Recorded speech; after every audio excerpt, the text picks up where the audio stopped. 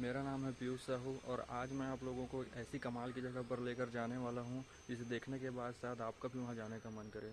तो मैं आप लोगों को लेकर जाने वाला हूँ जhojha वाटरफॉल, जो कि पेंड्रा ज़िले में है। और यदि आप कोरबा से jhojha वाटरफॉल जाना चाहते हैं तो यहाँ से आपको जाना पड़ेगा पेंड्रा, और पेंड्रा से तकरीबन 30 से 35 किलोमीटर की दूरी पर है jhojha वाटरफॉल, जहाँ पहले आपको बस्ती गांव जाना पड़ेगा और बस्ती गांव से 3 से 4 किलोमीटर की दूरी पर jhojha वाटरफॉल है। तो चलिए शुरू करते हैं।